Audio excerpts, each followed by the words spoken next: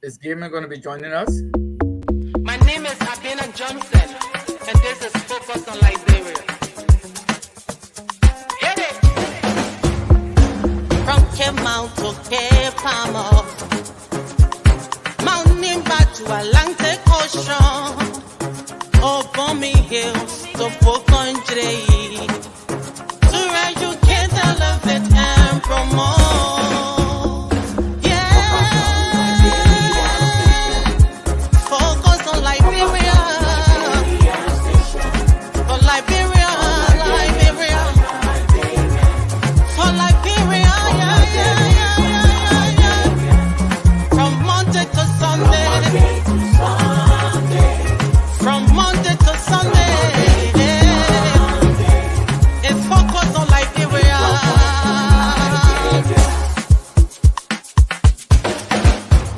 Talk about home affairs, hey, in diaspora,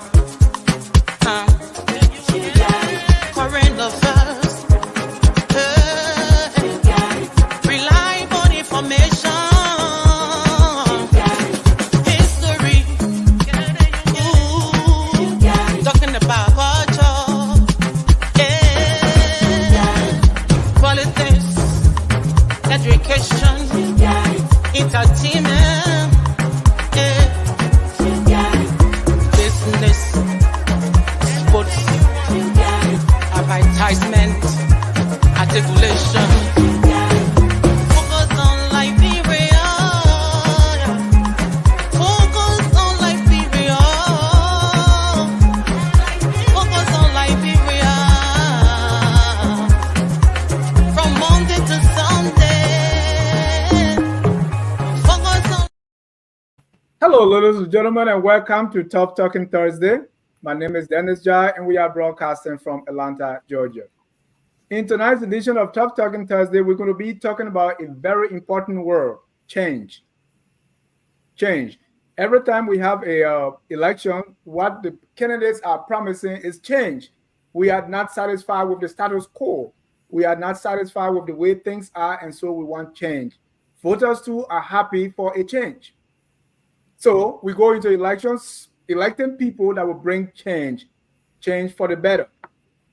Right after elections, by the time we have elections in the same month, we are thinking about another election to change the people we've just elected. So, and most of the time we blame whoever is in power, like our president, the administration, for whatever we are having. Even if the weather is bad or good, we say, well, this thing never used to happen during the previous administration.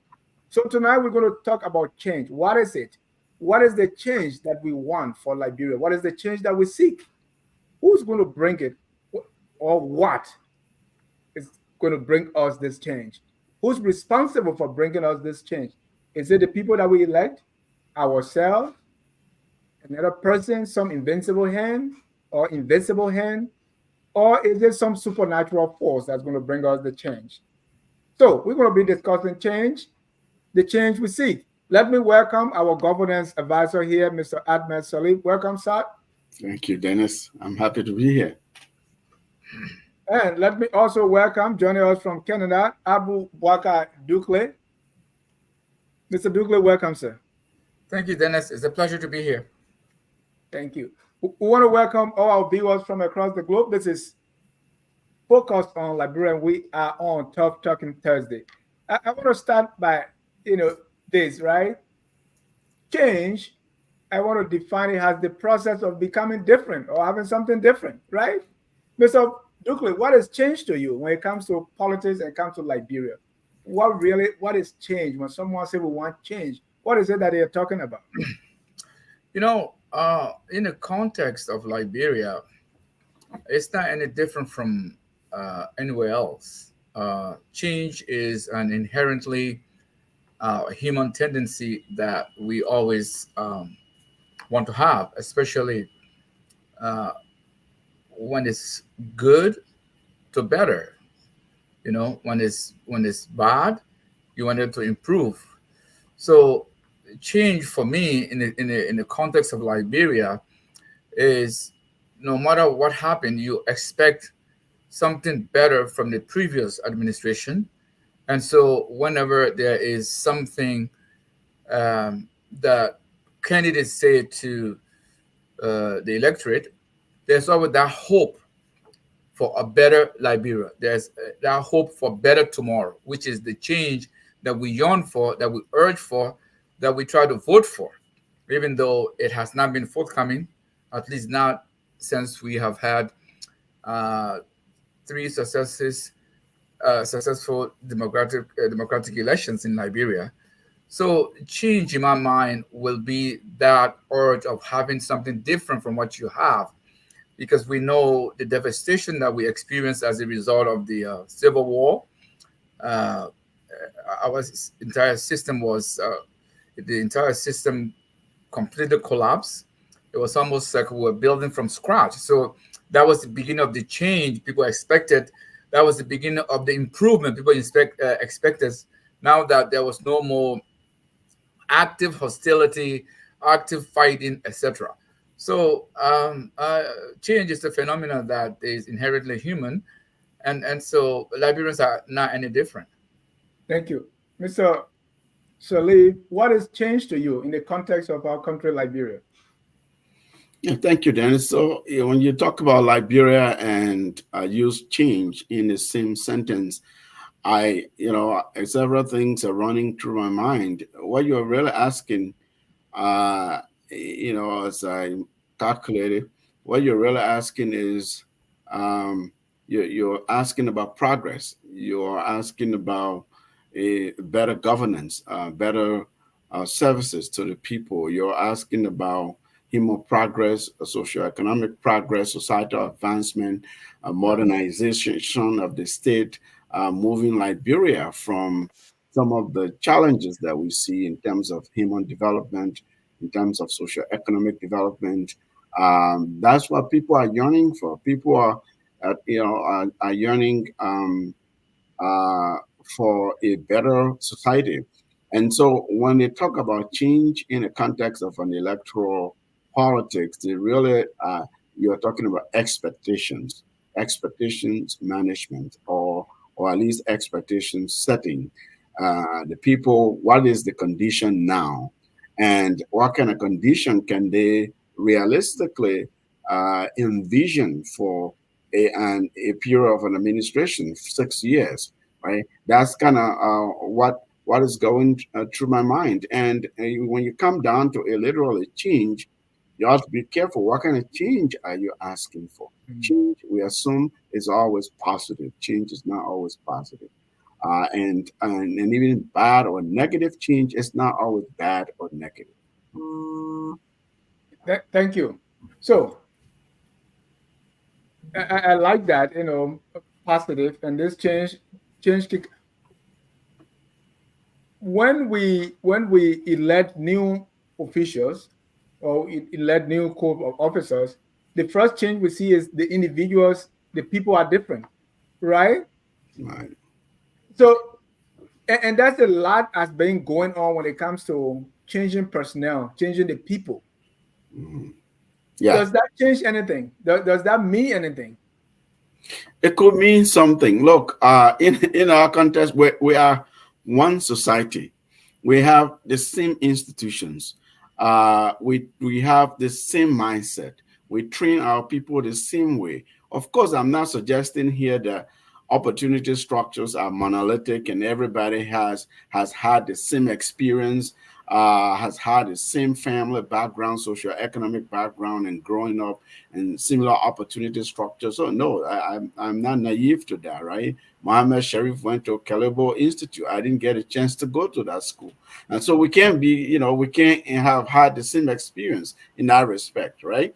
But when it comes down to it, we are Liberians, we're tied to this place, we're tied to who we are, our people, our culture, our mentality, the way we've done things in the past, the way we are set to do things because of how our institutions are structured, for better, for worse, until we can make the leap and really gigantic leaps and move the way we've set things into motion, move it intentionally. We are going to keep dragging in this place for a long time, right? One time we were on a show, I brought here about the the global development index that shows countries. It gives the trajectory of how fast a country makes progress or how slow a country makes progress, and there's the metrics that you use. It's very realistic, it's mathematical, right? And then you look at countries in our region. Liberia is there, you know, countries in our profile and of our resources and how we've done things in the past, how we're doing things now. Look, 100 years out, if we get to upper middle income economy, we're lucky. And so I say all this to mean the people we change from one administration to the next are the same people essentially. You experience marginal changes depending upon this cadre of people you've brought on board, how, what kind of mentality, what kind of thing or philosophy are they bringing about governance to this office that they're holding, right? If they're thinking, I'm here, I'm lucky, I got this big job, look at me, I have power, you know, it's for myself, personal aggrandizement, it's the same old thing going anywhere. It's just you'll see marginal changes because maybe, you know, this batch of people you have several more people with more experience than the previous, perhaps. Thank you. Let me welcome our friend from Waplo Institute, all the way from Kilipo, Kamweken. And by the way, congratulations, Revo G is in the finals. Welcome, Mr. Sharif. Good to be here. Yeah. Good to be here, Dennis. And I apologize. I think I butchered the name of the prestigious school. So It's Waplo. prestigious, prestigious is right, brother Ahmed. Nicola, how are you? I mean, this is, you know, this was very overlooked, and you know, people, you know, district commissioners used to, you know, put, you know, when we waited in line, you know, we would get dusty, you know, waiting for the superintendent to stop by. That's you know, forgotten we were, and so, you know, you know, so. Thank you. So, Mr. Sharif, we are discussing change. In the context of Liberia, anytime we are hoping for change, what needs to change? What is the change that we are talking about, that we are hoping for, that we are seeking for Liberia? I think I caught a little bit of what Brother Ackman was talking about. And so to expound or to add to, you know, the great discourse and the thesis he just laid out, you know, this is supposed to be a collective effort. So we're talking, you know, we're in a triumvirate, if you will. So we have the presidency, the legislature, and the judiciary. And so all of these different branches of government have to work in harmony to ensure proper good governance. So, but what you see from time to time is some kind of discordance, you know, some kind of, you know, incongruity, you know, between these branches of government. You know, you see time and time and again, even with the good effort of some of our leaders, you will still see problems in certain areas. It will be that the legislature or the judiciary. For an example, what you've seen recently, the acquittal of someone who allegedly committed brutality on a Liberian woman, and you know, what is going to happen now? So what now?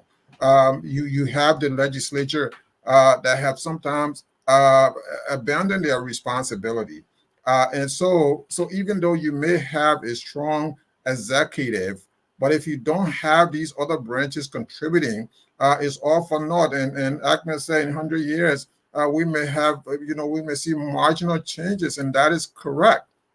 And so it has been about 180 years or 170 some more years, and we're continuing to be on the margin. Dennis, it was back in 1911 when I think 1910 or 1911 when Liberia borrowed money from the United States. You know, I don't remember what the amount is now. Maybe I forgot what the amount is now, but it was back in 1911 when we started borrowing as far as written record goes from the United States.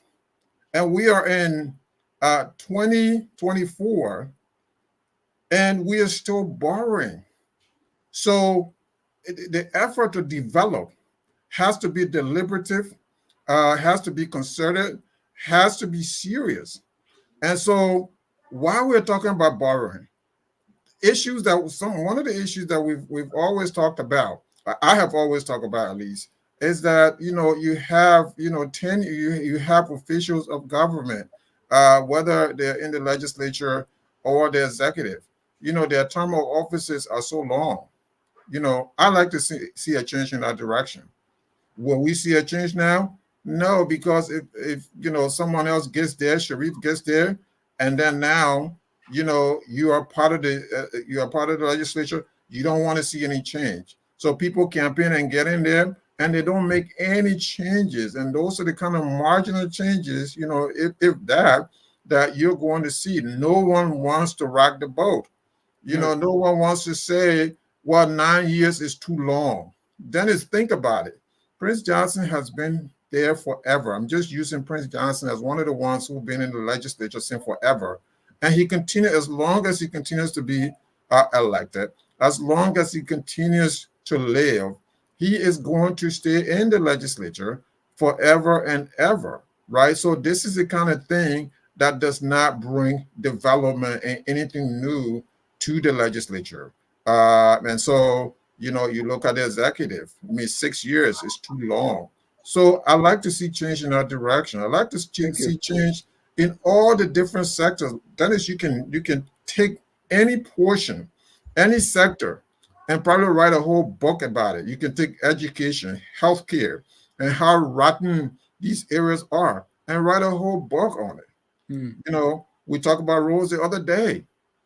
You can as well talk about healthcare, where, doctors and, officials of government who are in that sector, they all have their own, allegedly have their own pharmacies and stuff like that. And drugs are getting missing from hospitals, different things are going on. So you want to see change in that direction. You want to see change in education. How about doing something about ghost names? So the whole society, the entire society is so problematic that sometimes you don't even know where to start. And so, but you have to start from somewhere.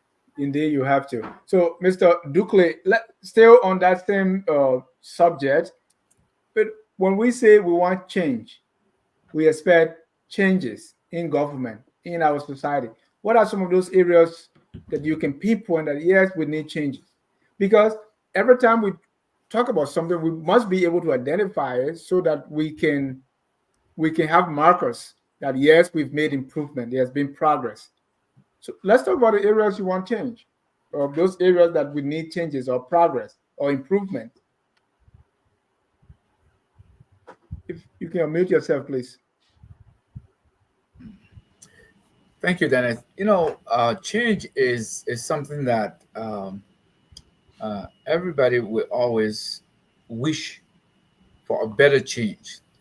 But you see, in the context of Liberia, I think the most meaningful change we can have is to change our mentality, to change the way we think. And the only way that can be brought about is to have a leadership, that is forward thinking and progressive in their thinking. Because it's going to take anywhere from 1 to 2 generations if you embark on changing people's mind. Because you see, in our body politics, everybody who is vying for a political position make it abundantly clear that they are in it for themselves. And all what they do during campaigning is just slogans to entice people to vote for them. The moment they get there, the rest is history. Now, that has a lot to do with our mindset, the way we look at things. You see, Dennis, here in this part of the world, people get into public service because they want to serve the public. Lawyers don't make money when they are in the public sector. They make more money when they're in the private sector. But they go into public sector because they want to serve. They want to make a difference. Until such time that we change the mindset. And that is, for me, I think that's the most meaningful change that we need in Liberia right now. To change our mindset that It's not everything that must be done by government. It's not everything that must be done by the president. And so that will also require us to change some of the structure of our government that we have right now, because that's So, all part of the mentality, the mindset. Abdul, I've heard a lot about changing the mindset. I don't know where to start from Okay. because I know other places where the mindset is still there, but the countries are making improvement, right? Yes. Like here, look at some politicians here, the words that come out of their mouth, but they still have huge following because people believe things a certain way. So I don't know where would this mindset change Well, begin from. Is it like you set people down and you start to no, preach to no, them to no, change their mindset? no, How? no. Then look, if you speak of where you are in the great United States, remember, this is a nation of 300 and some more million people. Right. Now, that numbers plays a significant role in what you just, the example you just cited. But take for example, for me, the change need to come through our educational system, Okay. where my, You mean school. pardon me, yeah, in the schools. Mhm. Yeah, then take for example, and I think I've cited this example before on the program here. Here, when you say a sixth grader in Atlanta, Georgia, is the same as a sixth grader in Winnipeg, Manitoba, Canada. Simply because the curriculum that is designed for a sixth grader is scientifically and empirically based. That the outcome from what is presented to the kids is the same across North America. Now, that's the kind of change that I'm talking about in our educational system, where you start to mold the mind when they are very young. Take, for example, Dennis, you see a little kid walking in the park, they carry a little plastic bag for their dog. So when the dog poop, they take it and put it in the plastic bag. That's what they've been conditioned to. So because that's what they've been conditioned to, it doesn't matter where they are, they follow that rules. You know, I have my 10-year-old who comes from school. The first thing she does, when she enters the house, she run to the washroom, wash her hands, because that's what she is told in school. We're not talking about fundamental changes. These are the places that must come from our schools, from our institutions of learning, because and then followed by, the parents at home and other social places that we can impact on people's way of thinking. Hmm. Mr. Sharif, Mr. Salif, and Mr. Douglas talk about mindset. Let me ask you this: what is going to be responsible for this kind of change that we're looking for, or in your world, the progress, the development? What is going to trigger that? It's a lot of there are a lot of things that any one of which could trigger that. We can take a look at other societies. I mean, people always say, "Well, you guys are quick to compare," but there's been no society that has or people or civilization that has made progress when it has not learned from others. And so we have to look at others. What have they put in place? I mean, there are tons of studies and scholars who have looked at, if you look at development studies, or if you look at game theory or any other sort of scientific method that others have looked at and say, look, if a society behaves this way, this society, when it reaches this point, then it takes off. And here are the people who are responsible for that, right? I mean, there's one scholar who talks about society taking off. You starting sort of from agricultural mechanization and practice, and then light manufacturing, and then you get to industrialization, and then you get to a place where you're blending, the manufacturing, industrializing, and all of that. And at the same time, you're working on the sort of social development side of things, on the human development side of things, because then people are seeing that their own resources, their natural resources, can actually turn into things that benefit them. And therefore, the government then is coming to really provide basic goods and services, to provide services, maybe not so basic, because there are some areas where you do what they call major capital investment or public investment and all of that. I mean, but let's leave all those big theoretical things. Um, let's come to institutions. Institutionally, how you really change minds or how things could move forward when institutions are working. You have inclusive institutions, like Mr. Dukley said, and Bro Sharif. When people go in public service for the sake of service to country, to people, now I'm going to get rich kind of thing, right? So, for instance, you're there, you're like, okay, we have to ensure that the hospitals are working. We have to ensure our nurses are trained properly, our doctors are trained properly, because if they're not trained, here are the consequences. Pregnant women will be dying at this rate, infant mortality will be at this rate, or basic sort of zoonotic diseases will be killing people at this rate. You calculate that, the consequences. Therefore, people are conditioned that you come here, you have skills, you provide service to the country. We will compensate you, commensurately in a way that you're comfortable. You can live and take care of your own family. So you're not focused on how much can I take and accumulate for myself. You begin to condition people in those ways, institutions will start to change. When institutions change, some of the big things I talk about, country taking off or following this other model of development, that other model of development, those are big ideas. Those big ideas are possible when you can control people's behavior.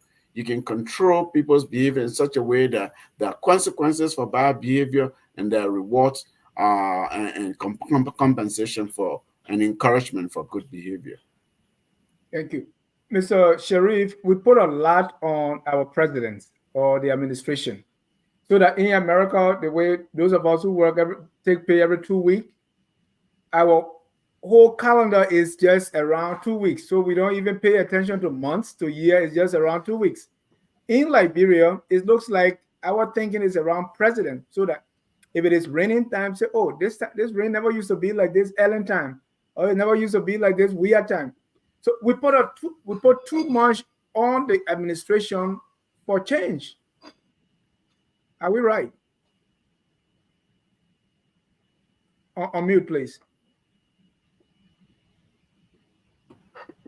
I'm sorry, I apologize. So I will answer this in two ways. So there's this tendency of Liberians putting too much on the presidency, and quite frankly, some of the presidents in the past we've had have welcomed this kind of tendency.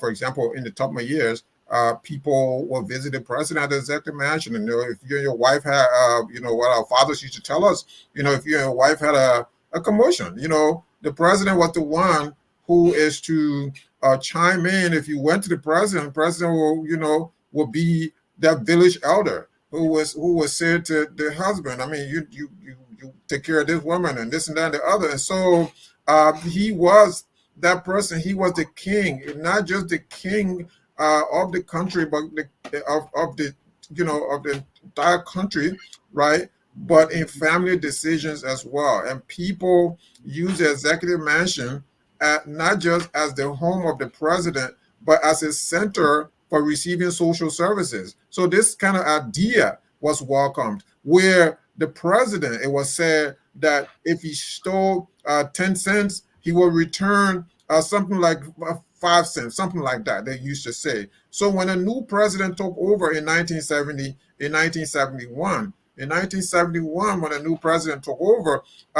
who then tried to change that mindset to say, people have to work and earn, and earn a living for yourself and not depend on the executive presidency. And people said, oh, this guy is mean. He's stealing all of our money. When he steals 10 cents, he takes all the 10 cents for himself and put in his pocket. Whereas his predecessor, when he stole 10 cents, he gave us 5 cents back. So, it has been perpetuated by the leadership as well. Look, Dennis, one of the things that I also look at while we're talking about change is how about we begin to feed ourselves? We've not been able to feed ourselves. We've been able to depend on imports for the most part, of our staple diets. When you have vast areas in the country that are left untouched, where you can mobilize the population. So,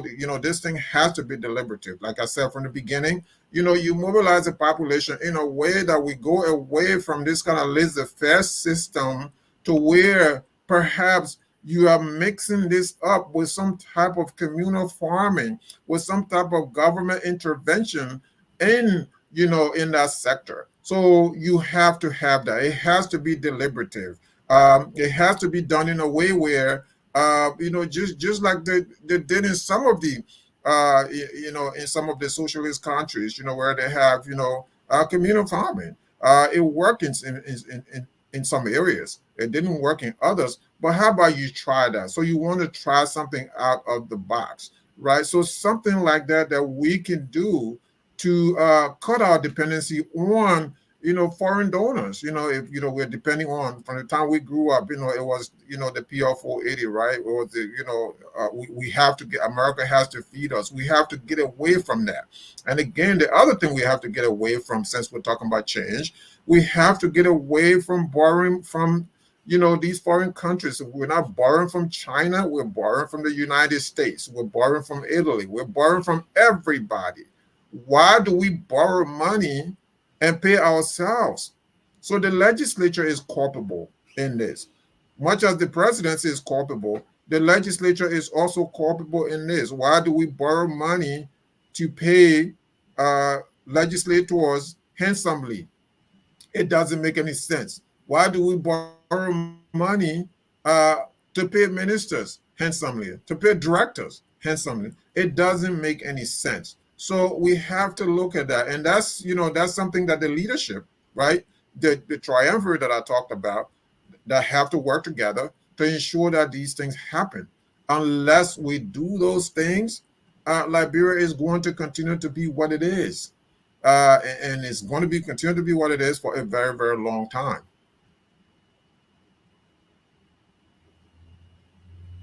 You're muted. You're muted, Dennis. Mr. Salif, let me come to you before Abdul now. What is the role of government in leading this change? Well, government is there to do those things that an individual can do. Government is the system is the sovereign. We don't have a sovereign. We what we have is a government, a republic system where our government is the one that represents the state, is the one that represents the citizen, is the one that borrows on our behalf, is the one that negotiates on our behalf, is the one that engages in what I call public investments, like building roads, dams, big projects like those that can really change people's lives. And those examples of the roles of government, that it's not impossible. I mean, for change or for progress to happen. Then take Vietnam, for instance. This country in South Asia was embroiled in almost nearly 20 years of conflicts of different kinds, right? The Americans were there, they were bogged down, it impoverished that country. When that war ended, 1979, I think in the early 70s, I may have my dates wrong, but go back to Vietnam today.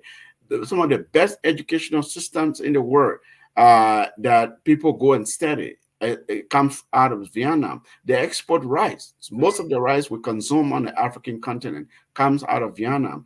Some of the best medical system. So what is it that they did right that we can do? These kinds of questions. What is it that they did?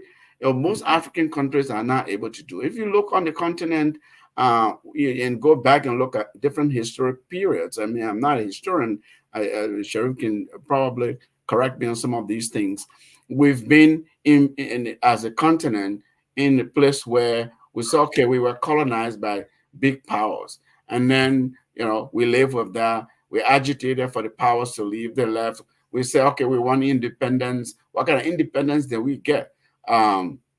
Political independence, we haven't really managed that very well. We don't even have economic independence, most of these countries. So then we come to this Bretton Woods institution, the World Bank, the IMF, and borrow money. The way they structure that system has never served Africa, has never served African governments and African people. And we keep going back. So as a result, even though The population of our continent is mostly youthful, and that trajectory will continue to grow.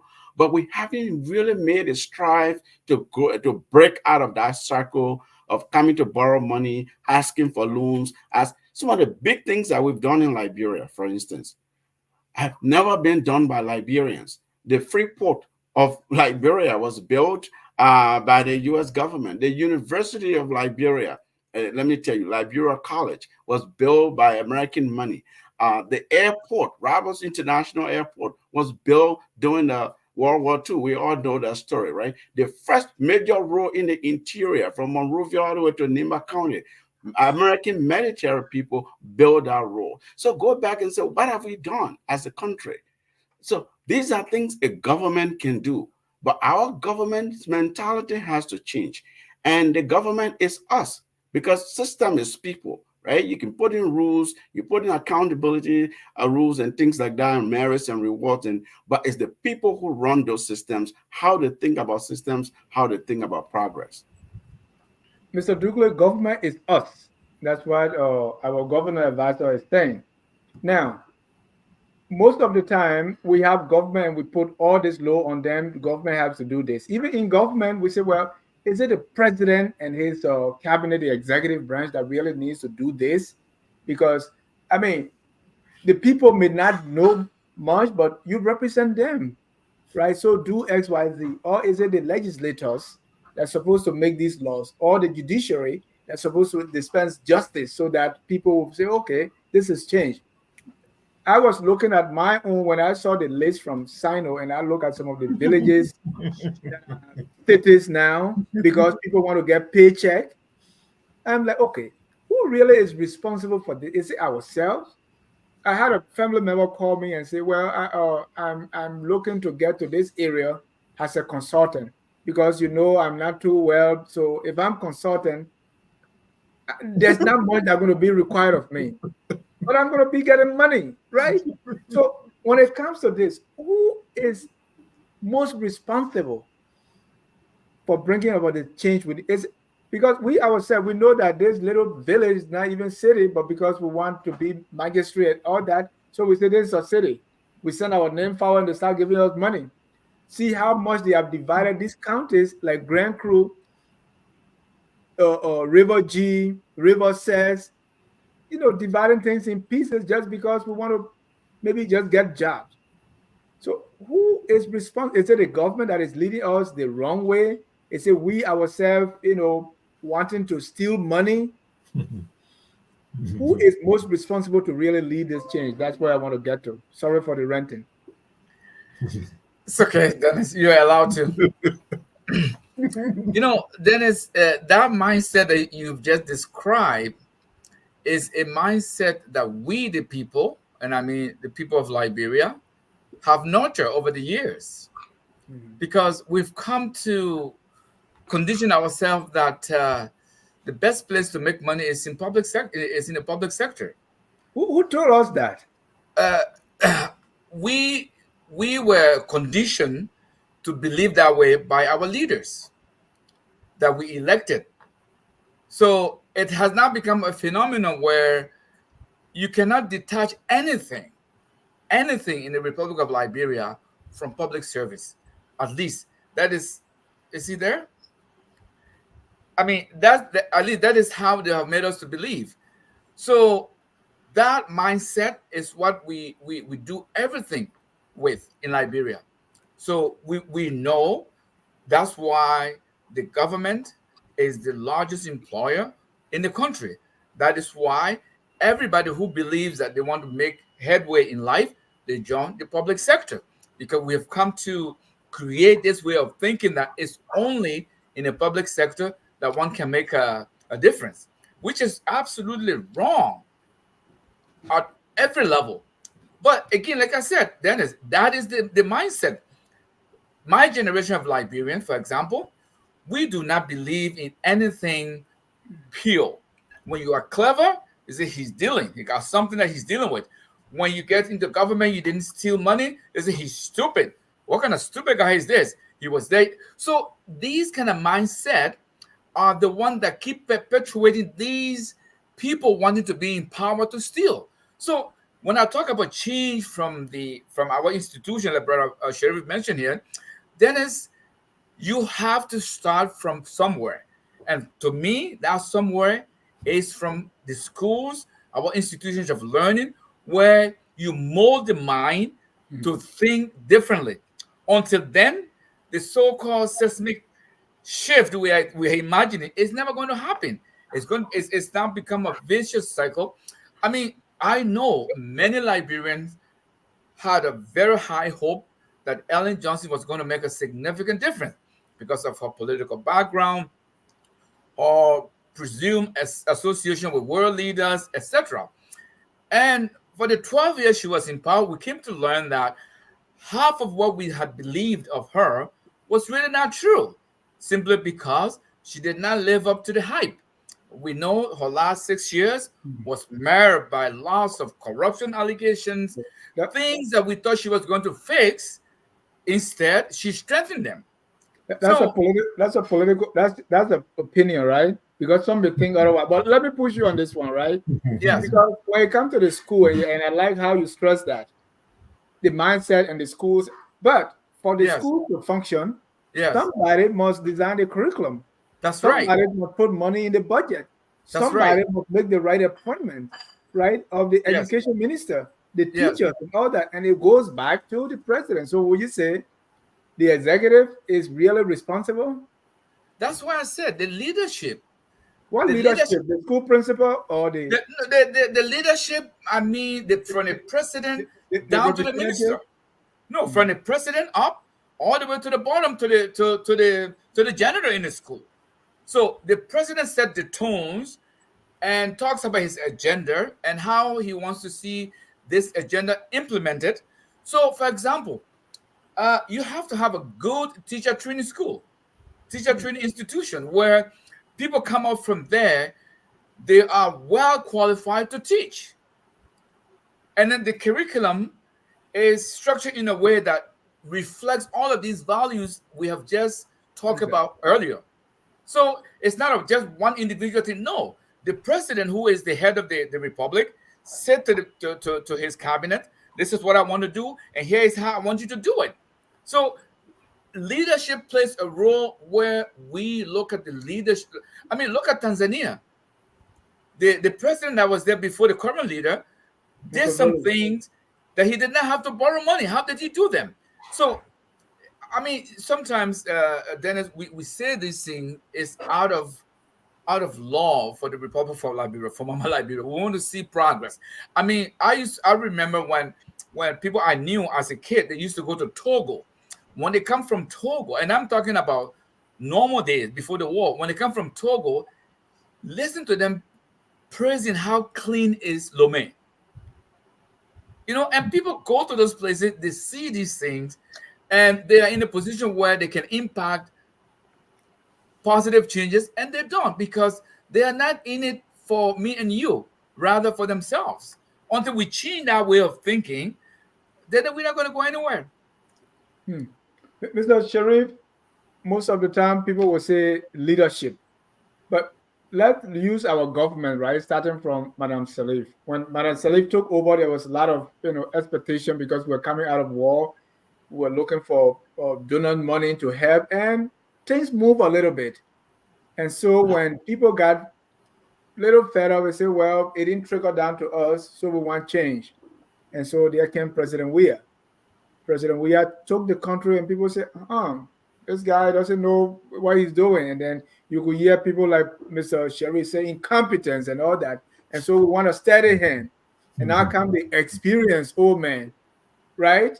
And I'm not using old man Right, I got you. right, but meaning someone experienced. He had 40 years in government. Right. And so if you look at that trend, okay, have we moved the needle through the changes that we're looking at? Or have the presidents, has that change come through this line of, successive administrations? Or are we saying the same old?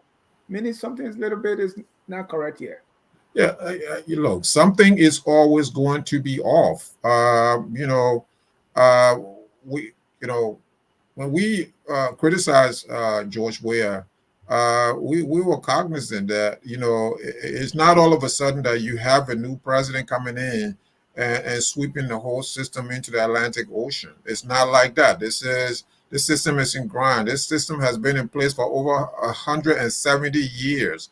So it's not right away that you're going to undo what has been done over about 2 centuries. So it takes time, but also, and you have to look at the triumvirate. You have to look at the executive, the legislature, and the judiciary. So, do we have an incorruptible judiciary? We don't. We don't have a judiciary that's independent. We don't have a judiciary that's incorruptible. And, and along that trajectory, we're now talking about, war and economic crime court. I'm a supporter of it, but one of my concerns is that, how efficient is the judicial system to to carry out the duties that they're now going to be tasked with. Um, when you talk about leadership, the president drives the agenda. So the president of the nation, you have to put the nation in a steady hand. And so, Boakai, to me, with his experience, is more of a steady hand than George Weah, who was very unpredictable. So George Weah did not carry himself very seriously. I mean, he was more serious making music than he was about, sitting in the executive mansion and thinking about the lives of the Liberian people that was being cut short by COVID, the lives of the Liberian people that are being cut short by hunger and disease. And so, a steady hand, yes. But as far as, a systemic change in the system, that will depend on everybody. That depends on the president, the legislature, the judiciary, the electorate, the Liberian people. Everybody has to come together in a way that will transform the society. Ahmed just, I think it was Ahmed just mentioned, some of the other developments. And I think Brother Dukle mentioned, Togo and some other places. Look, you can add Rwanda to the list. They went through a civil war. I mean, they went through a genocide. And so, but where are Liberians going today for, education and healthcare? They're going to places like Rwanda. They're going to Ghana. Before Ghana's independence, Liberia was already over 100 years old. So this was a very, very old country when Ghana gained independence. Where did the freedom fighters, where did they come? They came to places like Liberia. Liberia was a sanctuary for the freedom fighters from Southern Africa, freedom fighters, from other West African states. But today, we're running to these other African countries. And so, Dennis, is very important that everybody is part of this change. And, right now, you don't see that. Look, here's an example, right? I've talked about the long tenure of, members of the legislature, right? The long tenure of the presidency. But what do we turn around and do in the early years? Oh, we added directors to that too. We give them tenure. So now what you're telling the young people is you can go to LU, get your degree, graduate, get all your experience, whatever. But, if you're trying to serve your country, you have to wait. You have to wait for forever because this person in his tenure, he's not going to leave right now. How do you run a society this way where everybody is stuck? Look, I'm not picking on Wilson Tappy again, but Wilson Tappy is a good man, very good man. But he has been around for decades. And now he's still fighting over a government job. And this is the problem. So what are we telling the young person, 20 some odd years old, that graduated with their masters from the University of Liberia? If Wilson Tappy, when he started in government, when that child or that young man or woman was still in elementary school. So you are telling them that there's no way that they can serve their country because now you still have tenure. So again, we're building all of these things and we're doing a lot of damage to ourselves.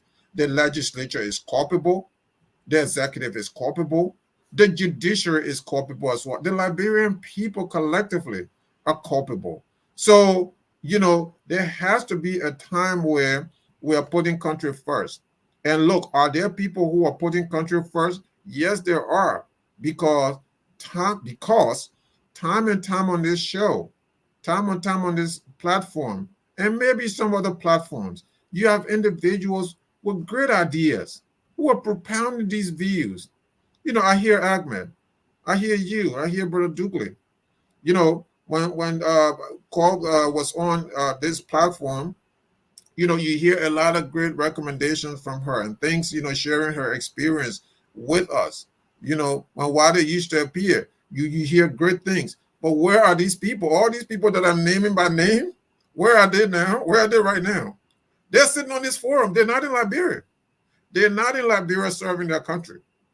If the government was serious about change, these people, some of these people, you should at least try to talk to them, you know, to bring them over to serve their country in some way, shape, or form. I don't care what it is. You talk about consultants, and I was laughing because it's an actual job. You don't just sit around and say you're a consultant because you're sick. It's an actual job. This is ridiculous. Okay. So if you pick Ahmed right now as a government consultant for, as a consultant for the government of the Republic of Liberia, he's not going to say that. I don't think Ahmed will sit around and say, oh yeah, I got to go to my other job. And then after that, then I'll serve the government of Liberia. The next day, if he's appointed now, the next day he'll be on the next flight back home. But you have somebody, that you talk about, Dennis, who say, hey, I just want this consultancy because, I'm sick. It's ridiculous. We can't change that way. We're Right. not going to be able to change that way. And so that change, Mr. Salif, will call for big and bold ideas. I think we had a show devoted to that because we can make the change that we're talking about by nibbling at the edges. Someone told me, say, I was kind of talking about Liberia. He said, but what you have done so far is you've been cutting the branches of the tree and you expect something different. You got to uproot the whole thing. So let's look at today because we were expecting President Weah after Ellen to bring the changes through bold ideas. Now we are expecting President Wakai to bring about changes. Let's, talk tough. Let's look at his appointments. Do we see changes? Like a driver. What is driving those kind of appointments that would say, oh yes, those are bold ideas? The issue of tenure that we continue to talk about. That many people say, well, I mean, what's the point of tenure? Everything is tenure, including lottery, MCSS, fishery, everything is just tenure. Do we see the change that we're talking about, those bold ideas coming from this current government? I'm just giving appointments. Yeah. Look, Dennis has said our politics is local for a reason, right? The appointments are a reflection of the political marriage that brought the president to office, and so I'm not. I don't talk Let to me them. throw something in there. Let Yeah, me yeah. let Let me me. the defense minister, for instance. I mean, Oh, the defense defense, minister. yeah, Uh, defense minister. From what I've learned, she's not qualified for the job. I Mm. wouldn't. Right? I don't know her. I Yeah. don't. I only read about her a little bit, and she's a woman, and that's we encourage qualified Liberian women to serve their country in high places. There's nothing wrong with that. But regardless whether it's woman or man or whoever, if you're not qualified for the particular portfolio, that is problematic. Again, I don't know this person. I don't know the background, the qualification, the experience, but something must have brought them. My father always used to say, "You see somebody in the room meeting or something brought him there." Don't just assume they're here. They don't know anything. Or they, at least assume there's something brought them here, and then begin to peel that something, investigate to see what is it. Was it a right something that brought them there, or was it a wrong something that brought them there? We're talking bold Um, ideas here. We're talking yeah, change. yeah. So, bold idea. If you know, like a minister of defense of any country ought to be a very competent military strategist. He had to be a very competent security intelligence person. Does not necessarily have to be a military person because you know the military is usually really headed by civilians. And in Liberia, we try to put soldiers to make them ministers of defense. It does not have to be that way. In most other countries, ministers of defense, ministers of security, they're not even security people. They're not these. Some of these people are big strategists, big thinkers. Some of them have different backgrounds. You know, the maybe trained in different areas. But of course, it's a political appointment. You come in there. There's a civilian. The president is a civilian who's commander in chief.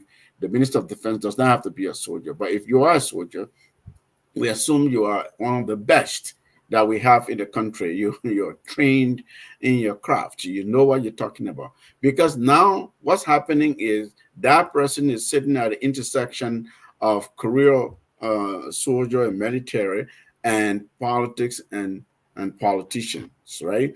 They go to national security meetings. They are not all soldiers or security people necessarily, but these are people from different ministries, different agencies that are concerned about the stability of the state. So if you don't have skills in strategizing at that level, in holding your own or bringing in big ideas, advancing ideas that will move the country forward, that's problematic. If you do not understand the role of the army, the military, for instance, you know, the engineers, they can help build bridges, they can help build roads, they can participate in natural disaster recovery and things like that. They can support to bring down not just wartime when somebody's attacking the state, but there are other security problems that are not necessarily security problems.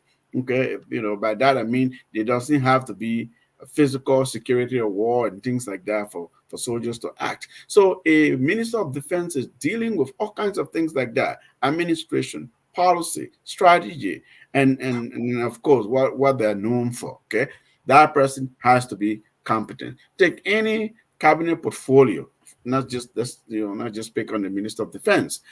Similarly, you have to know something about how to function in this ecosystem of the cabinet, of the executive branch of government. Because, see, uh, in policy analysis, they tell you decisions happen in three places called policy arena, right? So there's policy arenas, then they identify those arenas. So, oh, okay, what kind of forum takes you to the arena? For instance, the legislature is one arena, the executive is another, and the judiciary is another. How do you understand the politics of each of these arenas where you ought to be swimming and dancing and working to ensure that there's stability? These are big things. You know, some people don't know it, they don't understand it, they don't have the weight, the grit to deal with it. Some do, but they're not called to serve. So, how do we handle these kinds of things? Is the question that falls on on the shoulders of the chief executive, who is operating in a political context. So, you know, for us, it makes it a little complicated, but that doesn't mean you can't move big ideas even in these kinds of political marriages. And I want Well, to just real touch. quick, I real want to, quick. Mr. Salif, to touch a little bit on the tenure. Like we talk about change, right? Yeah. And what we've seen concerning tenure is take out the bad ones and put your own bad ones. And I'm using that loosely, right? Because take LTA, for instance. Many have cried because I've interviewed a lot of telecommunications professionals and say, well, none of these people know anything about telecommunications. And Mm, so, what the change we were looking for, if you want to convince us that, hey, the guys there, they are not doing the right thing. We saw that when there was this internet outage, and mhm, we have the board chair come on to say stuff. It's like she doesn't know what she's talking about, right? So, mhm. what we're expecting now for change is to replace them with telecommunication professionals. We didn't see that happen. You know, tenure borders on many issues or problems in our country. It's not just a matter of in-group, out-group politics. Because again, what you are talking about, who is in group today, who is coming to power, who is part of this new political dispensation, as they say in Liberia, who is in the out group, who has favor and doesn't have favor. Therefore, if you don't, you're in the out group, you go. You're in the in group will bring you. Jim Collins, this management expert who says the boss is your boss is your company, your country, your entity that you want to run, right? That boss you want to take that's not in such a great condition and take it to its destination. How do you get it there? You look at a boss and say, who's on the bus today? What was the criteria that put them on the bus? And then you have a set criteria that looks at them, right? And then you shift them off, some people off, and bring some passengers off and some passengers on. It's not enough to just throw people on the bus. It's as important as strategic to determine which seat, who sits on what seat, who sits on the premium seat, who sits in the driver's seat, right? And then where is the destination? Do you determine that destination before you recruit the passengers, or do you have all your passengers and then say, okay, where are we going, kind of thing, to ensure the bus doesn't break down? That analogy is strong. I may not be characterized exactly precisely the way I read it years ago, but it's important because we're doing the same thing. We're taking passengers off the bus and putting new passengers on the bus. What is the criteria for selection is what you're asking. We're breaking the law, or are we building, are we adhering to rule of law? If there is a law, I don't care who put that law, who advanced that legislative agenda, and it passes the law of the state. Until you've repealed that law, if you do not like it, if it's not serving the country, you cannot simply ignore it and then, pile things on top of it. You really actually have to fix it, because then what you're saying is, I don't care about the law. I have power to do it, and here's how I'm going to handle this. Somebody goes to the Supreme Court, and then the court gives them some victory, and you use some other political, leverage, and say, look, because I don't want to work. The president may have good reason not to want to work with those individuals. Maybe they will not advance his agenda, his mission. Okay, but my point has always been follow the law.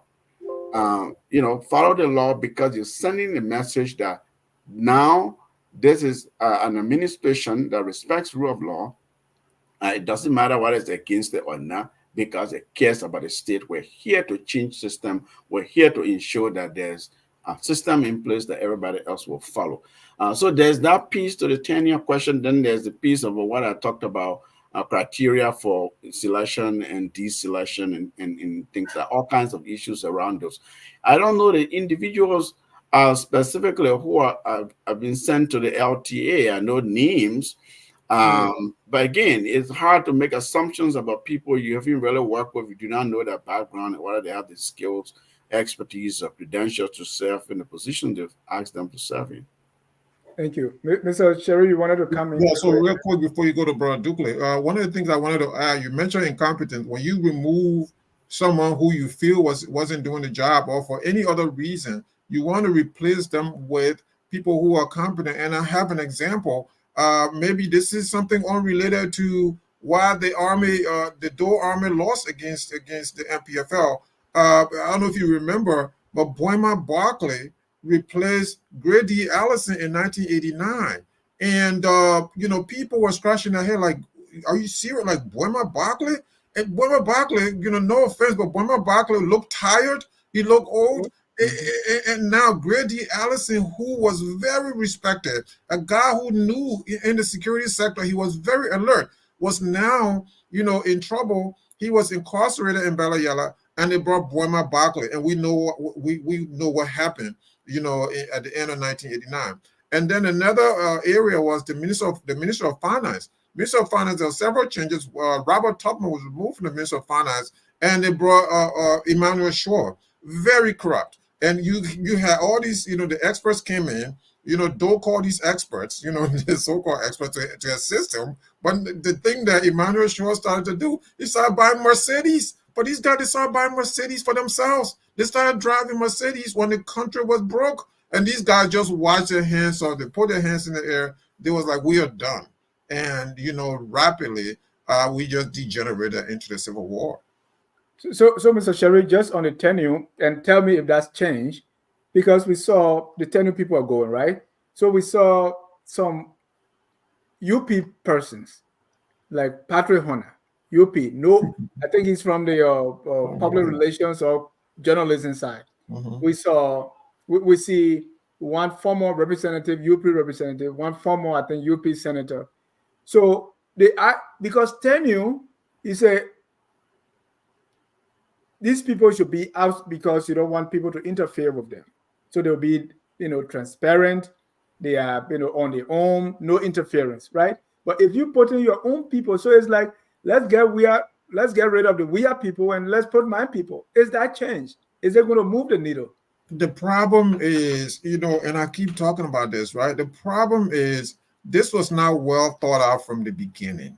The idea that the Unity Party government put this in place, and Boyka served in that government, although, he had no way of changing this, I don't think.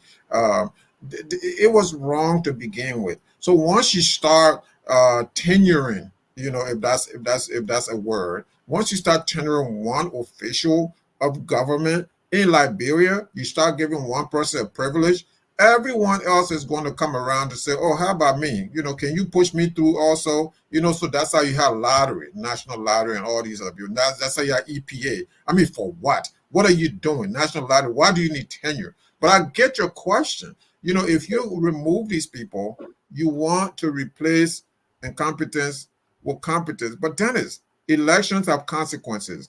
I continue to say during the Weir administration, when people are talking about, oh, Southeastern dominance, oh, we don't have, I always supported the Weir administration when it came to his appointments. If you're going to talk about Southeastern appointments, if these people are competent, yeah, they're Liberians that need to serve their country. I don't care if they're all from the Southeast. That's his prerogative. So the president's prerogative is he must be given that authority and that opportunity to appoint people that he would like to serve his administration. He knows better than he. And I get that, Mr. Sharif, but if the tenure must be people on their own, they must be qualified, and they shouldn't be your cronies. They shouldn't be your friends. I Right? agree. Appoint qualified people. Right. Or if the whole tenure idea is bad, get rid of it. But Right. we are only doing things to benefit us. By the time the next administration rolls around, the same people that are now there, that were pushed in there, they will say, you can touch me, I have tenure. So Right. we have the same circle. That's my frustration.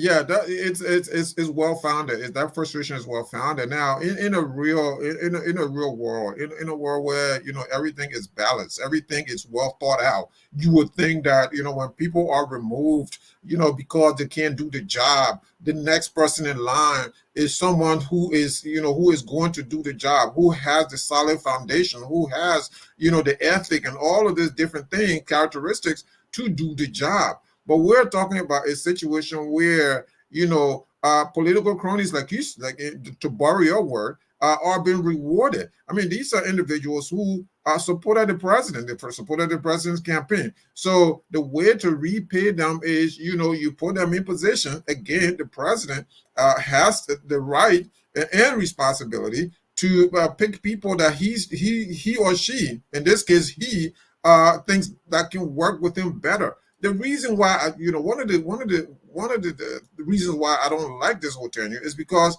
the president is not even comfortable. Let's say Wilson Tapper, for example, was able to beat the system, the court challenge and stuff like that, and he still maintained his position. The president has no confidence in working with these people anymore. How do you work for someone who has no confidence in you? How do you work for someone who doesn't want to see you in that position? Look, if I'm in that position, I'll be like Eugene Nagwe. See you later. Give me my money. I'm out of here. Eugene was smart to do that because the president has no confidence in you. So why work for that administration just because tenure allows you to do that? So the whole tenure should be scrapped. I think the Boyka administration should take this to the legislature and scrap this whole tenure because, again, it's not tenable. Thank you. Mr. Duclo, let me come to you, and I still want us to look into what's happening now and see if that has changed. I mean, during the we administration, there was a joke that when he gets to work, he asks, anything. If there's nothing, then they'll find something for him to go and dedicate. Go dedicate this place. We're gonna go do this. So today, when I saw this picture of the president inspecting drainages, take a look. Take a look. It said the Lane Street, moreover, President Walker inspect drainage cleaning as part of a joint implementation exercise. People clean the gutters and the president is going there to see it. Is that changed, Mr. Dukley? Is it same old? Well, if you look at the definition of the word change, yeah, it is a change. But like Brother Sharif said earlier, there's a good change and there's a bad change. But then it goes far beyond that, in that the way we look at change and the way we try to implement change is what that matters. Look, you talk about big ideas a little while ago. Look, there is a possibility that the national government should not be the largest employer in the country. Now, for me, my idea when I say these things, I'll give you a very simple example, and I will speak to the tenure thing here. You have the Ministry of Post and Telecommunication as a ministry, and then you have LTA. What do you have LTA to do? What? Now, technically speaking, LTA is supposed to be a regulatory body Right. that has the technical know-how and can give direction to the Ministry of Post and Telecommunication or vice versa. Now, with that said, you don't need those two as separate entities to begin with. And you talk about the Institute of Health, some institute that was headed by Thank Mr. you. Talbot. You have the Ministry of Health. They shouldn't be two separate entities. I'm just giving you these examples to tell you where big ideas can prevail and they can be positive in terms of changes. So if you trim them and get the right people in place, you can get the desired outcome. Now, that's where the challenges lies, because you see, just because someone holds master's degree does not automatically qualify them to hold certain position. Just because somebody has a doctorate degree in something does not automatically qualify them for certain things. Because these, for example, I'm going to focus a little bit on LTA.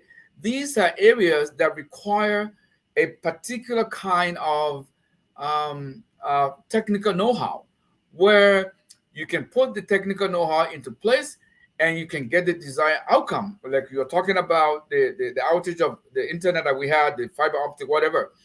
Some people were saying there should have been a backup system that was digital. Now, the head of LTA had absolutely zero clue about what to say about that situation, because simply maybe she holds a master's degree and somebody thought she would be a good person with that to serve in that capacity. So we saw how Ministry of Planning and Ministry of Finance was merged together to become one ministry. So that illustrates some of the things that I'm talking about when we talk about big ideas and the changes and the desired outcome. So when you come to tenure, the way I understand it, in certain sense, it's supposed to represent continuum. Now, continuum in a sense where somebody is doing good in his field and you don't want to disrupt whatever is going on there. Now, it does have a value, except that in our case in the Republic of Liberia, I do not personally think we need tenure for any department for that matter. Simply because the way tenure functions in Liberia is just another term they use, but it's all the intention behind them are corrupt. The reason for which they do them, they are corrupt. So in the case of Liberia, we do not need tenureship in any agency, because this is you see, when we talk about tenureship in in in in in certain areas, like for example, in academic, people will argue that when you reach certain age, you must retire and move from there. Let the young folks come and take over. Now, for the proponent of tenureship, they will argue to the contrary. Now, but for a place where the government is the largest employer, where corruption is so endemic to the point where people cannot afford basic meals of the day, then you got somebody who is a tenure, who is in a tenure position only because he knows somebody, only because he has the connection that can get him there. Then what is the point of the tenureship here? So then it's in Liberia, in the case of Liberia, when I talk about the big ideas, to me, these are some of the big ideas I think that can yield some of the things that we desire. Where you train the national government, and when you trim the national government, some of the wasteful agencies that we had and some of the waste that we were experiencing, you can curtail them to a certain extent. And whatever you generate from there can be put into some. Now, why is it that all Well, these years we have Mr. not been able Duklin, to feed ourselves? Mr. Duklin, do you see that those big ideas Yes. coming from this current administration based on where we are so far? Well, I cannot say I can't say Let me yes. tell you again. Do you Yes. see this administration trying to get rid of tenure? No. The answer is no. No. The answer is a no, because now the president is beholden to so many factions. He wants his people to benefit from the same tenureship. When That's right. President Saliba was leaving, it's like, don't leave us, oh man. That's So right. tenure them so that they can be there, right? Yeah. So it's this notion: you scratch my back, I'll scratch your back. It's payback time, and as somebody was saying earlier, elections have consequence. So to them, it is their time to eat, as they would say, or to enjoy the way people have enjoyed. So that kind of a mindset, Miss, that kind of way of Mr. thinking, Sherry has a different take on it. So let him come on. Based on my 35 years of teaching experience, I can tell. Go ahead, Mr. Sherry. Oh, me or Sheriff? Well, look, tenure positions are not meant for rewarding anyone. They're meant to give, even in academia, as you all know, right? I mean, they're meant to give you freedom, so that you have a free hand to independently, objectively do your work. So these integrity institutions, for example, if you are the GSC, you are the LSCC, certain agencies that if you are at the will and pleasure of the president, who can remove you anytime. You can't touch certain things, right? You can't touch certain people. And so in the wisdom of public administration and policy making, certain institutions should be protected. Leaders and technical people who are running those institutions should be protected to have a time frame with which they can do their work without fear of favor. Protected also to be fully funded, to have the Right. budget that they need to be able to execute this for the public good, for the That's the common intent. good. That, That's the yeah, intent. yeah, that's the intent. That's what Is that working for us? that's not. Well, it depends on who you ask. Asking me, I'll say to me the agencies that all of us have agreed. Don't really understand the logic. Why would EPA some person need a tenure, a entitlement? I do not understand it. You are trying to, lead us to environmental accountability and to be to be to treat the environment well and make sure that companies or individuals or government entities are working in harmony with community and natural resources things. Yeah, you don't need anything to do that. If you're doing your job, you're doing it well. People don't like you, they move you, they put another person there, right? It's as simple as that. Yeah, if you're the GSC, yeah, you need tenure to be tenured, because if you're going to audit the legislature, you're going to audit the Ministry of Finance, you're going to audit the Executive Mansion, these kinds of places where things are really shaking up and reports are coming up. You're exposing people, you're exposing corrupt practices. Yeah, people will want to remove you. But if you have protection to be there for 6 years, if that's why it is, you do your job. Clearly, there are others I don't see. LTA, why did you tenure LTA? Maybe that's why President Barker doesn't like. He didn't have any authority before to say, why do you put LTA in the tenure category? That's what I said earlier. Whether we like that or not, the institutions that are covered under this one sort of blanket of tenureship, we have to change the law because we're a country of law. We respect the rule of law. We have to follow the proper procedure so that you set precedent, because you don't want another president to come, or any president who comes in office willy-nilly can move people around that they don't like. They say, oh, this president tenure, I don't care about that, I move you. You want to be able for the law and the institutions to work. That institutionalism that I always talk about.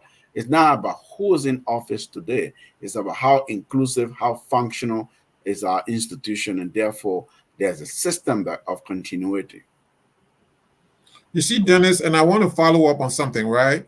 So our Constitution, there are so many discrepancies that the legislature has not been tackled. That they need to tackle these issues, and some of these issues when they get before the Supreme Court, and the Supreme Court try to make their own rules. Look, so for example, we've talked about 56 and 89 ad nauseum, right? So I'm not going to talk about that right now. But there's a provision in the Constitution where chiefs have to be elected, right? Chiefs, tribal chiefs, they have to be elected. It's in the Constitution. But guess what? They can be removed by the president. So now an elected position, somebody elected position, serve at the will and pleasure of the president. That is wrong. So some of these things have to be changed, but we've gone 25 years, about 25 years after the Civil War, and nothing is done. And Mr. Sharif, that's the question I'm trying to hammer tonight, right? Is President Barker taking any step to make any of these changes that you see so far? Yeah, now they're looking at this one thing. Nothing is telling us that they're looking at other areas. And that is the frustration sometimes that we have. We're sitting here, you're not sitting here, and we can see these things. And there are people appointed who are being paid, well paid, that they can see the same thing that we see. How are some of these discrepancies not issues? But we're only looking at one thing and one thing only. And as Brother Douglas said, because the government is this fat cow where everybody try to get a share of, well, I should say elephant, really, because elephant, the government is a massive elephant where everybody gets a share of the elephant meat or wants to get a share of the elephant meat. And we're leaving some of the essential issues, out there. And that is lastly, if people, government, if you want to bring radical change, right? And people, you have to keep your ears to the ground, your eyes wide open. And I'm not saying that the administration is not keeping their ears to the ground. I'm sure there are a lot of very intelligent, smart people in there. They're keeping their ears to the ground. They have their eyes wide open. But why is it that they're not entertaining suggestions? For instance, we have heard from you, Dennis, ad nauseum, how you have all these set of recommendations, all these set of different plans that you have for Sino County. Okay, how is that plan? How is that plan not on someone's desk? How is that not? How is that plan? That they've heard you time and time and again, and I know you're very serious about this. How is that plan not being summoned now to say, I've heard this guy say something, so I need to see what he has. I've watched Talo Kuongpa talk about the healthcare sector. We need to talk to her. What does she have to offer? Let's get a plan from her. At the very least, get something in writing. What's our friend from Minnesota also? Who is this? In the education sector, he's a very good guy. In the education sector. Yeah. So why is it that they're not getting to people like that to say, I need a plan from you to see what we can do. Bring your plan. Come to Monrovia, or look, you don't even have to go anywhere these days, right? Let's do a Zoom call or something. Right? Let's do a Zoom call. That is something. Exactly. Yeah. Why aren't we talking to people? And it doesn't just have to be in the United States. There are people right there in Liberia and some of these other counties that you can include in this sort of harvesting. I call this harvesting knowledge and resources from everywhere to see which ones can be applicable. But we're not doing that. Dennis, It's frustrating. Dennis, quickly, we'll be remiss if we didn't mention a big idea today, though, that the president signed this executive order to establish the Office of War and Economic Crimes to begin the process. To me, that's audacious. That's big and bold. This Mm. is something President Sirleaf couldn't touch. This is something President Weah pretended, but he didn't touch. He couldn't touch. Everybody says, you're rocking the boat, we'll take the country back to war and things like that. Impunity, that lack of accountability. Here's the president who was saying, "Well, I'm going to do something about it," along with the legislature, because there was a joint resolution. There was a first Right. resolution from the lower house, and then the Senate, and then I think, I don't know, the merger, or it became a joint resolution. And it looks like we're moving in that direction, although I'm not still clear about eventually whether there'll be legislative action, because it looks like there should be. Yeah, Um, uh, and you that's know, why I was even kind of couldn't understand why an executive order, Well, why we couldn't well, build. it's just to Well, establish that office and right, appoint an executive director who will be the envoy, who will right, negotiate domestically and internationally. I've written an article about this. Dennis been trying to get it published internationally, really lay out, look at the history of hybrid courts, how these tribunals come about, how expensive they are, or, what results have we seen in other contexts. I do have my manuscript. I'm still trying to get it published. But you'll see some of that analysis in there. yeah. It's not a sort of cut and dry, as they say. You know, one straight jacket fits all context. Right. And yeah, I couldn't really understand that. I thought it was going to build on that resolution because we've seen other institutions being set up, the asset recovery. So I just look at, is it another bloated government we're going to have? Because war crimes, and you know this better than I do, this is not, this is a long process. And so getting that through executive order, to me, the way I look at it, some may say that's a knee-jerk reaction. Is like, okay, is it the president should look like he's doing something? Because this is another office, another bureaucracy. Why don't we go straight to the law We and hope build not. on the resolution? Dennis, let me tell you, So, this is so, different.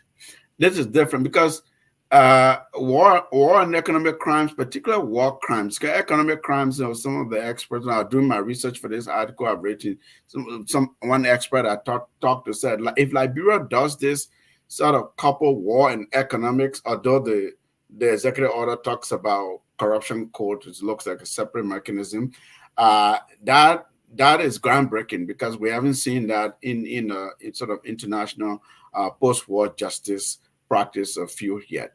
This is different because the international law questions, domestic law questions, the international institutions involved here, the International Criminal Court, for example, the United Nations, if you want to make it a hybrid or an internationalized court. So you're really talking about operating in realms that are not necessarily 100% in Liberia's control. If you want some, additional funding to come, credibility to come to this, to be seen as fair, to be seen as you're not going to go after people just because you are in office today. Also, to ensure that you have technical support, and your people who are in country, who are doing the work, have the necessary support they need. So this so is going to percolate and go outside Liberia before mm, coming back to Liberia. That way, there will be some kind of accountability, I believe. I don't want us to kind of veer off a little bit, but wouldn't that be the part of the bill that he No, can submit? there's a process. So the Truth Right, Commission's final report in its Annex 2 recommended, left a draft statute that basically sets out the structure of the court. It calls for right. an extraordinary Did they criminal call for this? tribunal for Liberia, Did they and call for lays this out. office? Say that. Did they call for this office that the president has set up? No, it did not. The legislature called Right. for this office, and that the legislature was not in error, in my view, in its resolution to advance a suggestion to the president to establish, appoint, say, an envoy, and that executive director essentially would be. It could turn out in the end to be the registry for the court, because some other courts have what's called registry. It's kind of like the administrative arm of the court in a way. So maybe that is the beginning of that, and it will morph into that eventually. But at least I'm happy that they're beginning to take steps. They're signaling to the international community that they're serious about this, and we will hold them accountable. Definitely, we will. Yesterday, we were on the show, and I was talking about bold ideas when the president said we're owing 6 million on WIAC. He's been able to raise 3 million, and they still halfway. I said, why do we need this WIAC? Bold ideas will mean get rid of it for now. 6-year period, let's develop our own national exam. Another bold ideas could be, how do we pay for healthcare? Can we form some form of public option or government insurance policy that we can all pay into? I can be here and pay into something for my sister in Bannersville, right? Yeah. And then education, right? Mrs. Salif tried with this bridge system, which was a very bad system. But what have we been able to kind of set up as a system? Even our agriculture, we're still teaching French in our schools, right? And nobody is able to touch that up to 400 level at the University of Liberia. For God's sake, sometimes people in universities share their assignment with me. I mean, college students doing like John is coming has English course, and nobody's looking at that. I don't think we have. I don't know if we have speech now in our curriculum or those kind of things.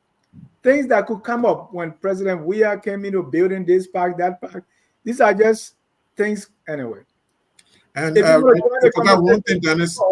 605-313-6004. The code is 791-403 #. Call that number to join the conversation. As Mr. Sharif, go ahead, sir. You forgot one thing: retirement. I can write a whole recommendation, because I work in that sector here in the state of Pennsylvania.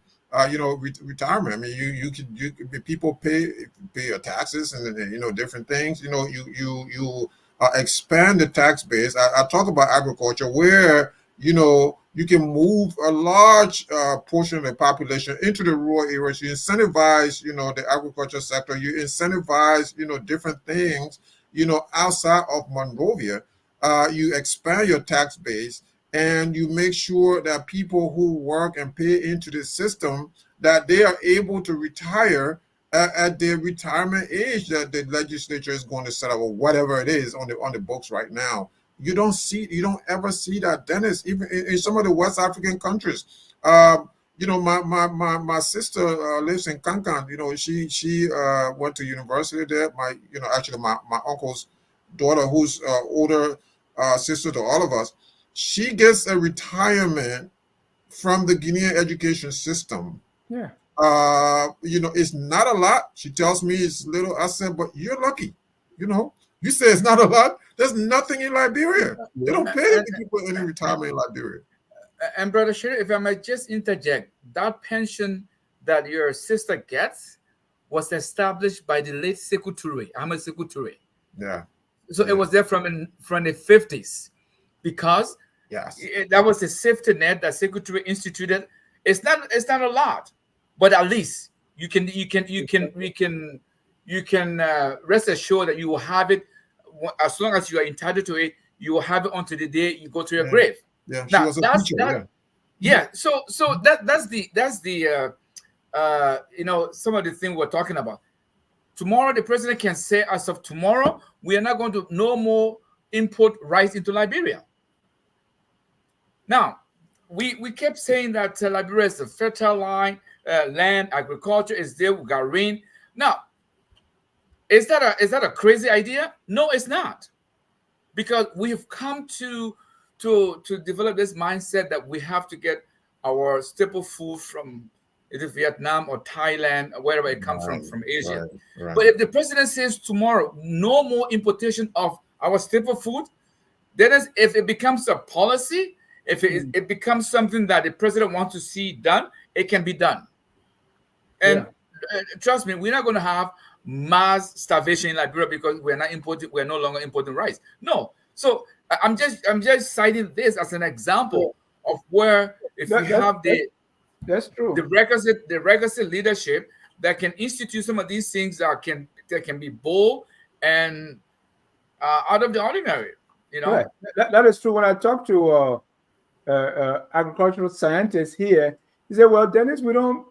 Most of the time you hear people say, 'Let's grow what we eat and eat what we grow.' We don't have to grow rice, right? We can grow cashew, sell it, and buy rice.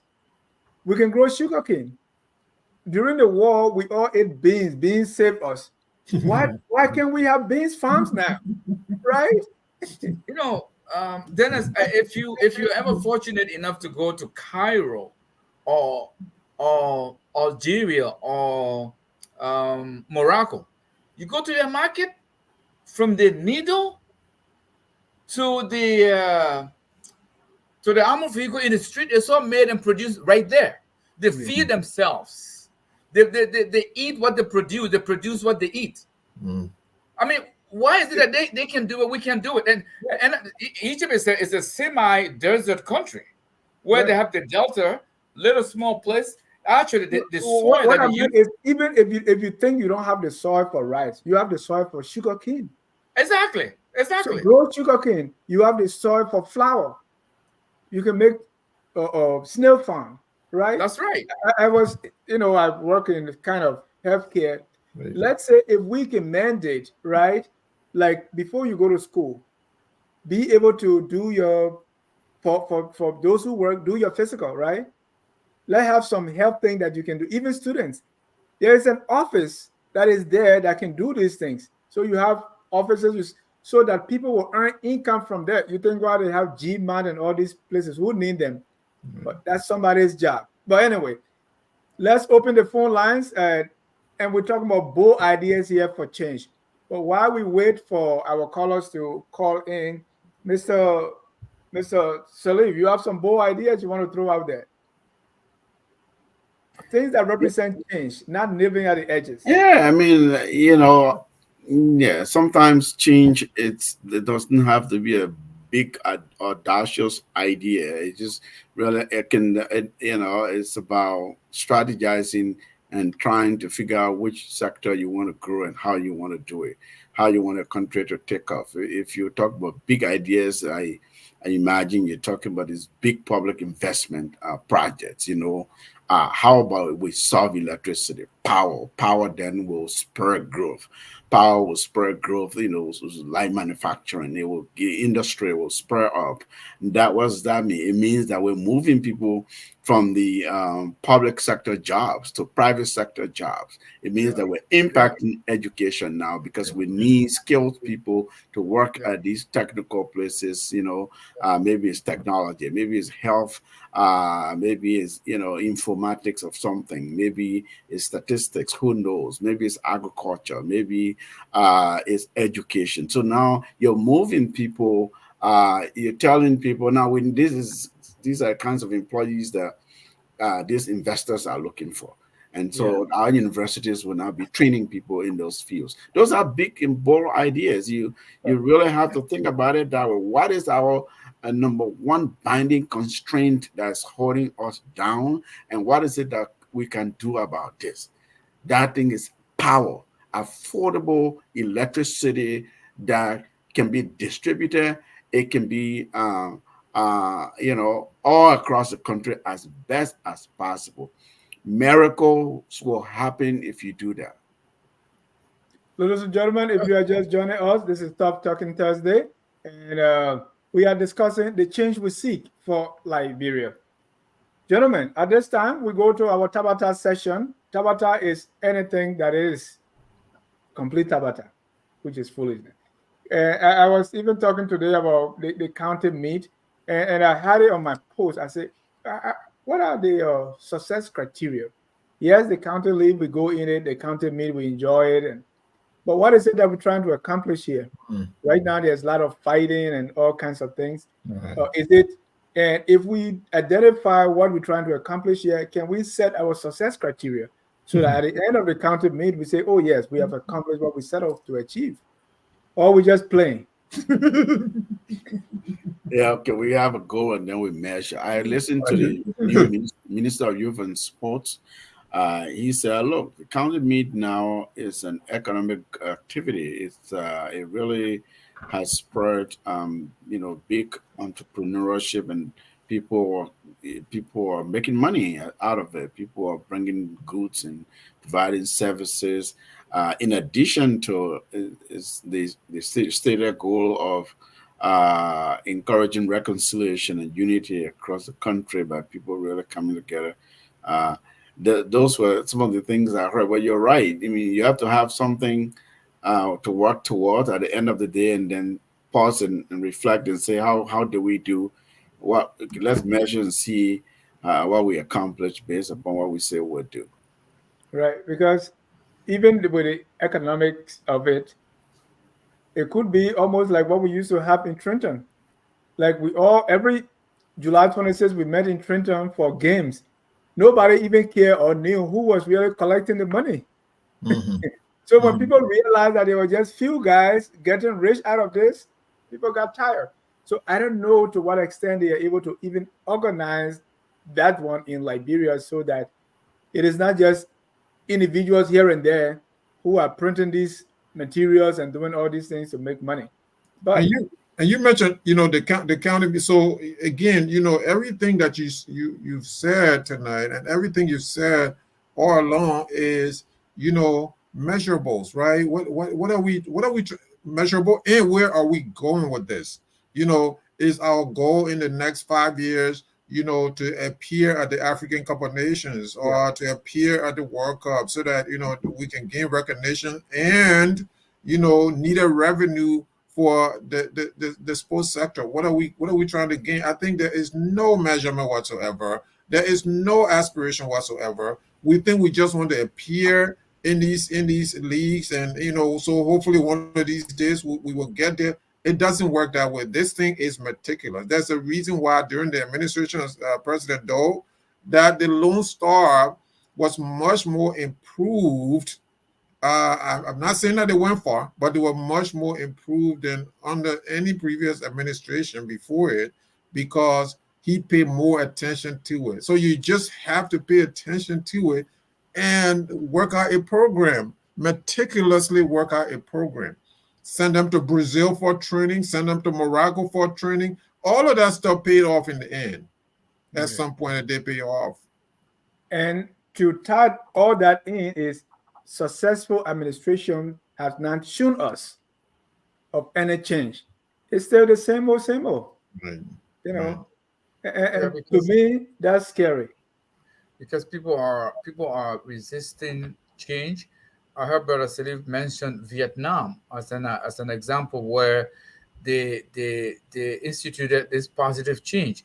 What the Vietnamese did, there was a significant shift from the national government to the people, where they encourage lots of foreign investment, which was not allowed in the previous administration that they had. So it looks like they experimented with that. They realized it was not working, or it was not a workable system. They changed it. Now most of these big companies, manufacturing companies, clothing companies, they manufacture their products in Vietnam. So they have a thriving public sector where the government has not become minute in the Hmm. economic setup of Vietnam. That's what Hmm. Vietnamese did. Hmm. So An it's not. educated workforce. Yeah. Exactly. So it's not. It's where people were used to going to get 4 years bachelor's degree in sociology. No, they are encouraging people to go to technical schools, because Right. these investors that are bringing in money, they need technical skills to work in those areas. That's what Vietnamese did.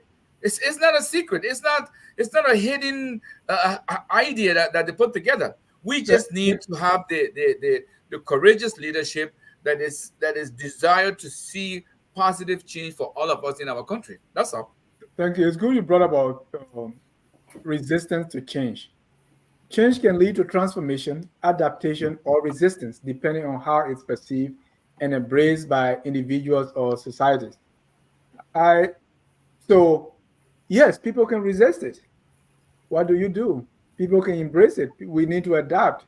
If every year there is flood at Freeport, we can cross. Why we keep training lawyers? Why are we not training people to deal with the problems that confront us?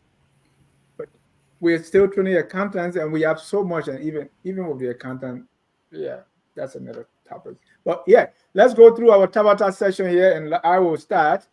My Tabata of the week, or maybe the month now, is this whole idea of induction ceremonies. Every time there's somebody, the latest one I saw when they appointed the spokesperson for the police, there was this big induction ceremony. I don't know who's paying for that, but I see these induction ceremonies as complete Tabata. Mr. Mr. Sharif, your Tabata of the week. Yeah, mine is something that happened in Nigeria. So there's this Chinese supermarket that was open, and Yeah. they barred Nigerians from shopping in that supermarket. It was only open to Chinese. Yeah. So sooner or later, the Nigerian government went over there and boarded up the whole damn place.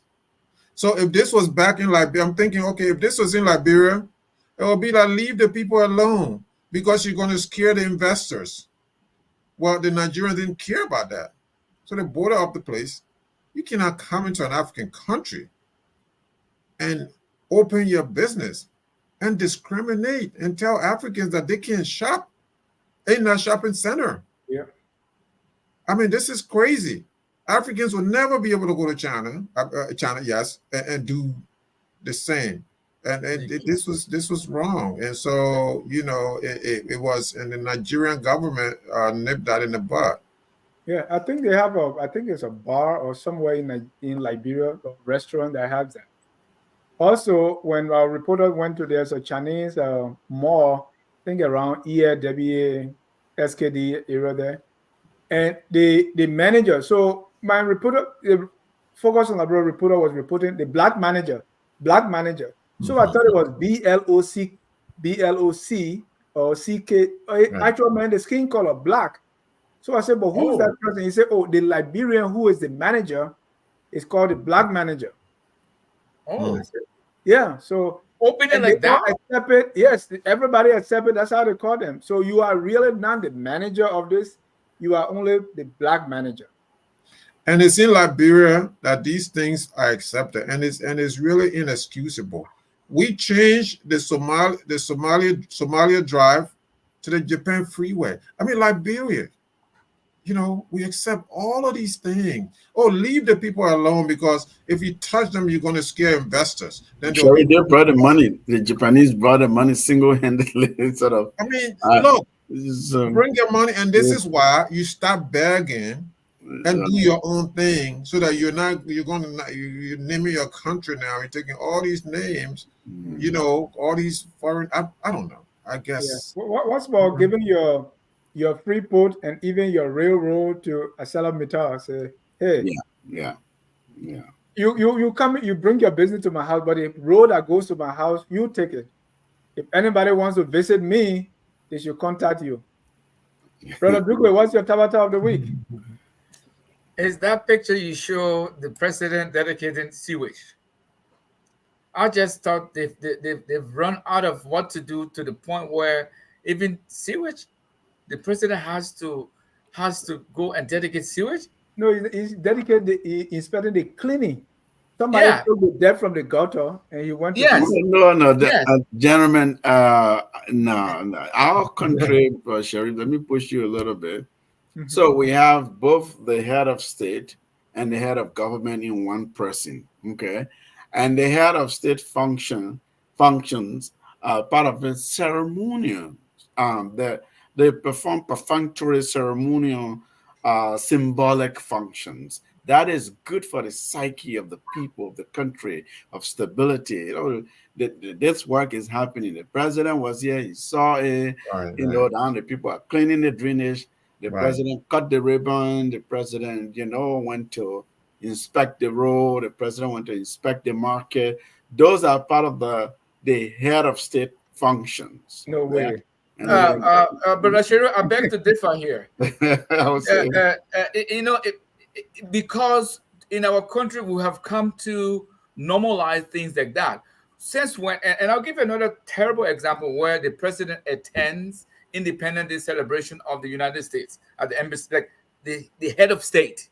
Our head of state goes to the American embassy to celebrate U.S. Independence Day Let me because give you one more.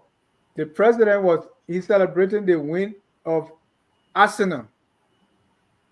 So they've I shown the mean, president he's happy. yes, He's dancing. Arsenal has won. I mean that's how low we have come No, to no, accept. excuse me, bro, Dukley, but I don't agree with all of this, right? So Dennis just said the president celebrated Arsenal. He's human. I mean, I have a No, European team that I support. no, he's I, not. I have a European team that I support.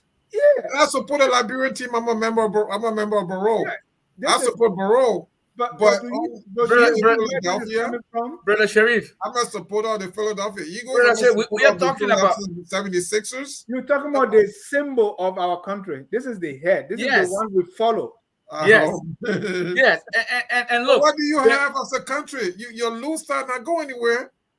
Yeah, but that's why. Because if there's nothing in the Lone Star for the president to celebrate, he's celebrating Arsenal the same way the president better go on VOA than going on ERBC. The president, when they are sick, they go to Ghana than Right. JFK. No, So that's we true. have a country now that there's again, nothing there. Right. Dennis just That's lay true. out some of the things that come from that mentality, because we've come to see that that's how it should be. No, it shouldn't be like that. That's why you have a managing director for Water and Seaway Corporation. That's why you have head of audit corporation. I get the idea. What Brother Sharif is trying to express here for our country and what we need. Trust me, that's the least in terms of a priority that we should be focused on. People don't have 3 square meals in a day, and then they say, what is it? An average Liberian lives on what, 25 cents a day? Is that what it is? I don't know the figure now, but Yeah, I this don't is know this is the country either. we're talking about. We're not talking about well Yeah, developed. that figure is not correct. Yeah, that figure because Nobody lives below a dollar a day. No, I don't know. I'm still about it. It's the word thing. in Yeah, Dominican, in Dominican, what maybe I installed I'm cost exaggerating a little bit, but $1,000. what I'm trying to express here is this is a country that is in desperate need for some gotta seriousness. we got to close in 8 minutes. Let me, Mr. Salif, your Tabata of the week. Yeah, we'll give my Tabata. Somebody else, Fred Dennis, says something. I think you should respond to Dennis. No, I want to delete it, so let's go ahead with your. Yeah, well, but I mean, we got to address some of these things. It's nonsensical in my view. Yeah, sometimes you don't elevate that. Yeah. So now it got me. You know, start forgetting my. So my Tabata is with thank you very much. Remember, thank you very much. The gentleman from Lufa County, who became famous and went viral with the thank you very much comment. So I saw him on TV. Somebody was interviewing him on one of these platforms. He was really upset. He said he's no longer thank you very much because the people are blocking him from seeing the president. Yeah. And promises that were made to him are not being fulfilled. He was really angry. He didn't even he questioned the journalist. He said, well, are you a journalist? Are you a real? Because I don't just talk to anybody. Are you a true journalist? Then he has that one reporter, Howard, that he talks to regularly. He said, you're not that guy. The guy said, well, I'm from this flat radio, whatever TV stations. Okay, I think it sounded credible to him. So okay, I can talk. So what are your questions now? And then the guy started to interview him. It was very interesting. Some of the grievances that he had to lay down. But I saw one government minister posted that he eventually met a minister, and he took an agricultural plan. He really wants empowerment. He's not coming for a job or money. But he was really upset that now he's in the outside group. He's not in the inside group anymore. Exactly. Because the lady who said Bokada Bibi met the president. Yeah, so now thank you very much. Everything got to circle around the president. But gentlemen, thank you so much.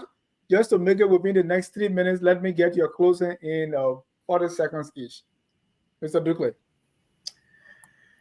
I just hope that the president have some ears, some eyes outside Liberia that is listening to some of these criticism, and see if they can really take some of these things and see if they can make sense of some of these things. Like Brother Sherry was saying earlier.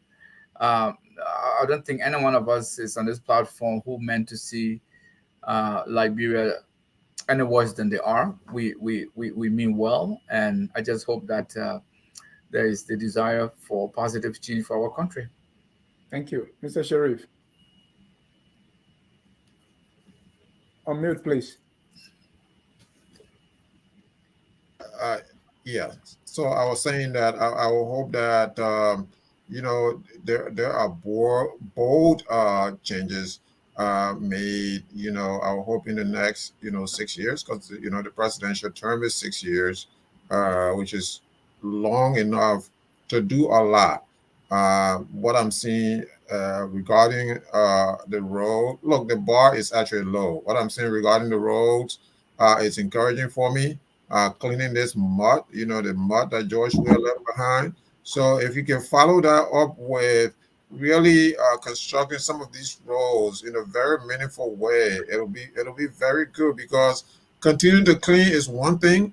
Another thing is, you want to have a long-term plan to Yes. make sure that these roads are really, really good roads, which means you want to try to pave some of these roads, and see about electricity, water, and different things for the Liberian people. And I think when you do those things, you can allow other administration to step on your shoulders and do some other things. And that's my parting comment for now. Join us tomorrow at 8 p.m. for Friday night debate, and we're going to be talking about the 100 days deliverable. Our panelists will be responding. The 100 days deliverable, we have C for complete, if it is complete, uh, N for uh, failed or not started or not done. That's what we have. N for not done, and we have E for effort.